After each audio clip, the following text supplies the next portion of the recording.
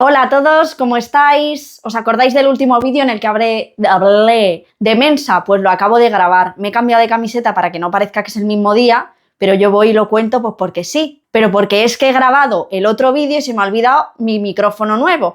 Ya me decís si se nota el cambio. Bueno, hoy me apetecía traeros un vídeo en el que compartir algunos debates que hay burbujeando por ahí en el sistema educativo entre los profesionales con respecto a la atención educativa al alumnado con alta capacidad intelectual. Y he reflexionado mucho sobre esto estas últimas semanas. No sé qué me pasa. El caso es que la semana pasada di un taller para un grupo de alumnado con altas capacidades de un centro educativo. Eran alumnos de primaria. Y bueno, en ese centro tienen varios proyectos dedicados a alumnos con altas capacidades. Ellos se reúnen un día a la semana y tratan diferentes temas. Entonces a mí me llamaron para hacer una sesión sobre prevención del bullying en alumnado con alta capacidad. La verdad que fue muy guay, me gustó mucho, conecté muchísimo con ellos. Empecé contándoles mi experiencia, ¿no? Y les dije que yo había sido una alumna con altas capacidades, pero que no me habían detectado. Algunos me miraban así en plan de ¡pobrecita! Me dio una cosa porque era como si me entendiesen, ¿no? Y les comenté varias cosas sobre cómo me sentía, tal. Les pregunté, no sé si a vosotros os pasa, ¿no? Pero a mí me pasaba de pequeña que había veces que pensaba que los demás eran estúpidos, pero es que había días que me pasaba al revés. Yo pensaba, yo hay cosas que no estoy entendiendo, a ver si es que voy a ser yo tonta o me pasa algo. Siempre pensaba que algo estaba vagando ahí entre esos dos extremos, ¿no? Entre soy más lista que los demás, pero, ostras, no, yo soy más tonta porque hay cosas que no... Y todos me decían, sí, a mí me pasa eso, a mí me pasa eso. Graciosísimos. Y bueno, introduje este tema para después hablar desde la metáfora de la jarra sobre la importancia de llenar esta alta capacidad de valores, de ética, de responsabilidad y tratar bien a los demás. Intenté conectar primero de una parte con su sensación de injusticia con respecto a ellos mismos y lo que a ellos les molesta para después conectar con lo que puede molestar a otros de la respuesta que nosotros tenemos hacia ellos y de que muchas veces somos nosotros los que hacemos daño sin darnos cuenta. Entonces utilizamos la metáfora de la jarra que la vi en el libro Hijos con altas capacidades, creo que se llama, de Olga Carmona y Alejandro Busto, que básicamente es pues utilizar esta metáfora, ¿no? De comparar una jarra de agua con un vaso y decir cuál tiene más capacidad. La jarra tiene muchísima más capacidad, ¿no? Pero imagínate que tienes mucha sed y esa jarra está vacía y el vaso está lleno de agua, ¿no? ¿Qué es más útil? Ese vaso que está lleno de agua y que tiene algo que aportarte en ese momento, ¿no? Y luego yo les expliqué, vale, imaginaos, mirad toda la capacidad que tenemos para llenar de agua nuestra jarra. Pero ¿qué pasa si le echamos tierra a esa jarra, ¿no? Si alguien se la bebe, le puede hacer daño, ¿no? Y de ahí empezamos a hablar de valores, antivalores, etcétera, de cómo tratamos a los demás, de cómo nos tratan a nosotros, pero sobre todo cómo tratamos a los demás. Esa era un poco la idea. Y el caso es que sé de buena tinta que hay muchos profesores que se preguntan si este tipo de iniciativas no son interesantes para todo el alumnado y si a la hora de priorizar los recursos no es mejor darles recursos a alumnos que no tienen altas capacidades. Entonces de aquí me surgió la idea de hablar, ¿no? O reflexionaba sobre estos debates que hay abiertos en la comunidad educativa con respecto a la alta capacidad intelectual, que son, en primer lugar, el tema de la prioridad por la falta de recursos. En segundo lugar, si contarles o no contarles o cómo decirles que tienen alta capacidad intelectual y cómo comunicar la etiqueta. Y por último, si las medidas para alumnado con altas capacidades valen para todos. Vamos con el primer punto, la falta de recursos y el priorizar a otros alumnos de necesidades específicas de apoyo educativo que no tienen altas capacidades. La realidad es que los profes se encuentran en su día a día con una falta de recursos y de tiempo para atender a toda la diversidad del alumnado y teniendo al mismo tiempo que seguir unos estándares educativos que impone la legislación, una burocracia, etc. Y muchos se cuestionan si los alumnos con altas capacidades lo necesitan menos y si priorizar atender a otros alumnos. Justo ahora he empezado un curso, una microcredencial de la Universidad de Valencia, que entre otras docentes lo lleva mi amiga Paloma Merello, sobre alta capacidad en la escuela. Y desde el megamodelo del desarrollo del talento Explican cómo la alta capacidad es un potencial que puede convertirse en competencia, de ahí en pericia y de ahí en eminencia. Por lo tanto, la alta capacidad, esa parte como más innata con la que nacemos, es simplemente un potencial que se puede o no ir desarrollando en competencias específicas. Por lo tanto, atender a ese potencial, alimentarlo y enriquecerlo es responsabilidad del sistema educativo. Pero no solo con los alumnos con altas capacidades, con todos los alumnos. Entonces, si entendemos que los alumnos con altas capacidades tienen ese potencial extra, es responsabilidad del sistema educativo poder proporcionarles las oportunidades necesarias para que eso se pueda desarrollar en una competencia, más adelante en pericia o eminencia. Por otra parte, también me parecía interesante comentar que entre la lista de diferentes necesidades específicas de apoyo educativo hay alumnos con altas capacidades que se pueden encontrar en más de unas de ellas, como las dificultades de aprendizaje, por ejemplo. Pero ya voy muchísimo más allá, que es la parte que a mí me gusta siempre comentar y que se tenga en cuenta, que es la parte de los problemas del contexto. Hay una categoría que es... no me acuerdo cómo es. Vale. Condiciones personales y de historia escolar. Circunstancias que pueden atravesar a todo tipo de alumnado. Alumnado hospitalizado, que tiene familiares con enfermedades en casa, situaciones económicas desfavorables. Y por otra parte, en su libro Manifiesto por la Inclusión, Mila Bascón comenta en el primer capítulo, llamado La trampa de la educación igualitaria, que la igualdad es de acceso a la educación, es un derecho fundamental y que lo que implica es que todos los alumnos puedan tener las mismas oportunidades, pero no significa en ningún caso la misma educación para todos. Y comenta, al tratar a todos los estudiantes de manera uniforme, se perpetúan las desigualdades. Y es un problema hacer que la educación sea igual para todos, porque no todos somos iguales. La educación igualitaria implica dar a cada uno lo que necesita, no dar a todos lo mismo. Y como comenta en este capítulo, algunos empiezan un escalón por debajo. No todos partimos del mismo punto. ¿Cuál es el problema en la alta capacidad intelectual? Que como es alta capacidad intelectual, al contrario que en el resto de necesidades específicas de apoyo educativo, presuponemos que estamos un escalón por encima. Y no es así. La alta capacidad intelectual es una ventaja en cuanto a potencial, pero en cuanto a adaptación al sistema educativo, parte de desventaja. Está un escalón por debajo. Y esto es lo que más cuesta entender.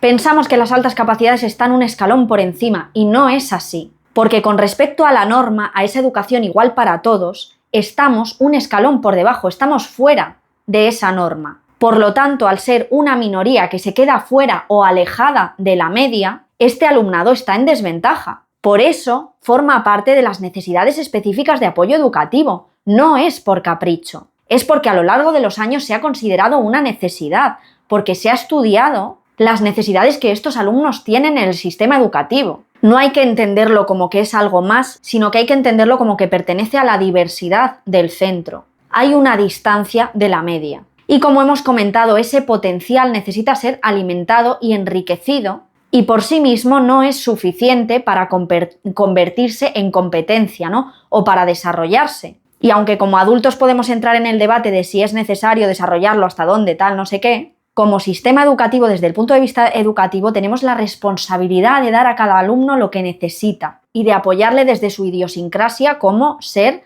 humano único y en este caso divergente, diferente o con esa distancia intelectual con respecto a la media que les hace partir de una desventaja a nivel educativo. Y si de verdad vemos la alta capacidad intelectual como una ventaja, ayudemos y favorezcamos a que sea una ventaja. Esta es precisamente la idea. ¿Puede ser una ventaja? Por supuestísimo que sí, pero hay que potenciarla y hay que ayudarla y hay que saber encaminarla para que encuentre la manera de aprovechar esa ventaja. Y esa es responsabilidad del sistema educativo. Por lo tanto, cuestionarnos si los recursos no deben ir al desarrollo del potencial es cuestionarnos la responsabilidad y la obligación de la educación en sí misma y su función realmente. En segundo lugar, contarles o no contarles que tienen altas capacidades. ¿Etiquetamos? ¿No etiquetamos? Sin duda, si les identificamos, lo tienen que saber. Algunos problemas o dudas que surgen al respecto, no quiero que mi hijo se crea más listo que los demás o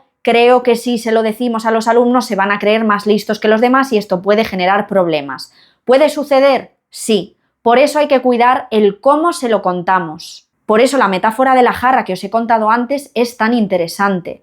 Es verdad que ese potencial hay que acompañarlo, hay que alimentarlo y también es importante trabajar tanto las habilidades socioemocionales o ese acompañamiento socioemocional de cómo me siento, de sentirme escuchado, sentirme visto, pero también al mismo tiempo esas llamadas habilidades blandas o habilidades psicosociales relacionadas con la responsabilidad, la ética y el bien común para saber cómo dirigir eso a la hora de relacionarme con mis compañeros y a la hora de situarme en el mundo con respecto a los demás. Personas que se creen mejor que los demás las hay con altas capacidades y sin ellas, es un hecho. Pero tenemos el miedo de que, dando esta etiqueta, esto pueda pasar.